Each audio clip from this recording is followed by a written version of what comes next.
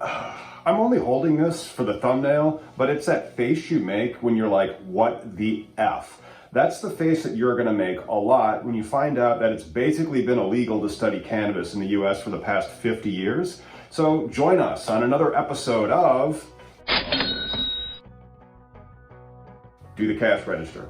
Hi, I'm Tom. You can find me by Googling Cannabis Lawyer and clicking over to my website, CannabisIndustryLawyer.com, an online resource for learning more about the cannabis industry.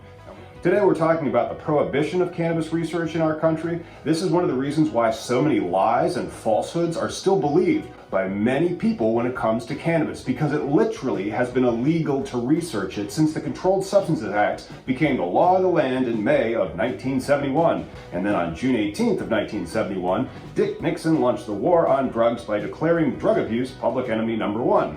Okay, so it's not exactly fair to say that it's illegal to research cannabis in this country. It just will never be funded or approved. So you can only do research for the bad stuff. You couldn't study any of the benefits of marijuana because those studies never would have been approved by the rigorous federal approval process for studying marijuana. It is pretty ridiculous. Let's talk about all the various stuff that you would have to do in order to get approval from the federal government to do research.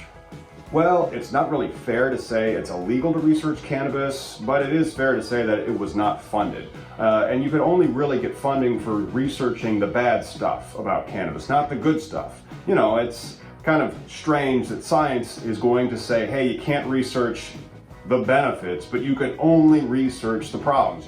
For example, in 1978, a prominent brain researcher named Dr. Robert Heath of Tulane University said that monkeys smoking a joint a day had a microscopic but permanent changes to their brain anatomy.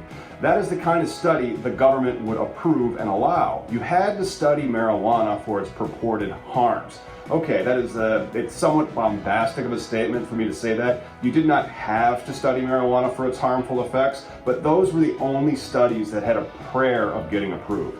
Let's go over all the barriers that you must pass before getting approval for doing cannabis research. We are going to speed through this, but the links for this is in the comments below, so you can geek out at your leisure after you smash them likes and hit the bell for notice of Cannabis Legalization News has a new video.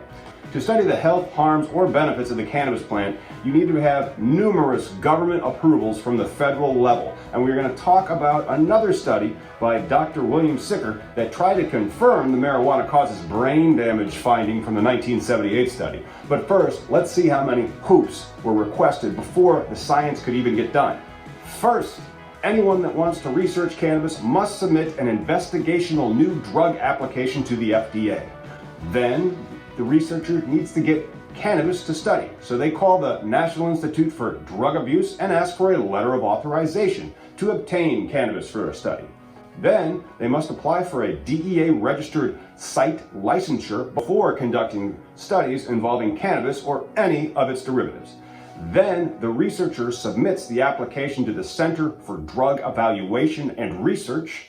The FDA claims to be committed to encouraging the development of cannabis-related drug products and resources, and encourages researchers to request a pre-investigational new drug application. If you are such a researcher trying to do science on the cannabis plant, drop us a message in the comments about it below. Because evidently the sixth step in this process is where you hit a brick wall if you haven't already hit a brick wall already.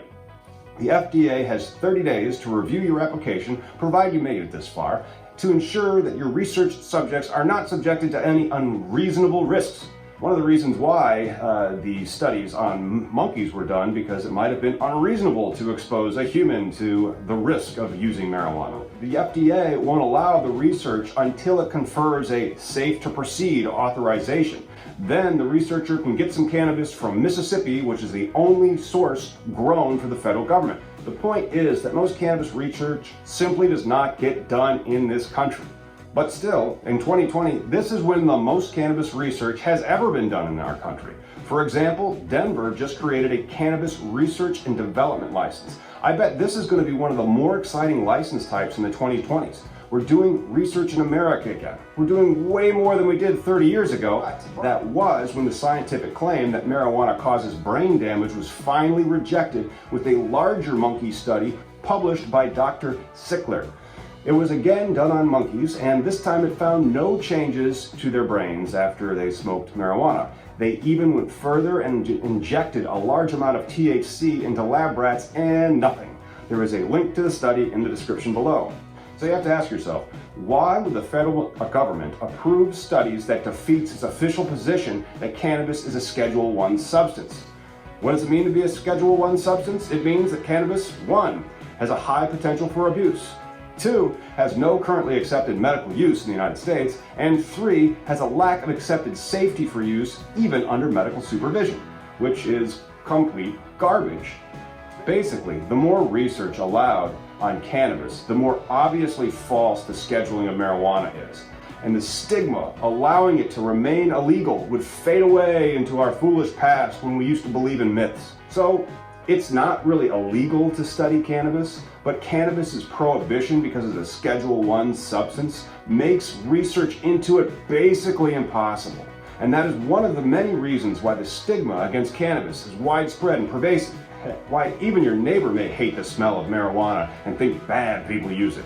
People believe all sorts of fantasies. In fact, we raise our children with dreams of Santa Claus, the Tooth Fairy, the Easter Bunny, and anything that Disney makes. We want to believe lies. We want fairy tale weddings. We want to be able to smell something and point to the people smoking it and listening to the jazz music and the jam bands and tell them they're bad and wrong and evil. It's just plain nuts.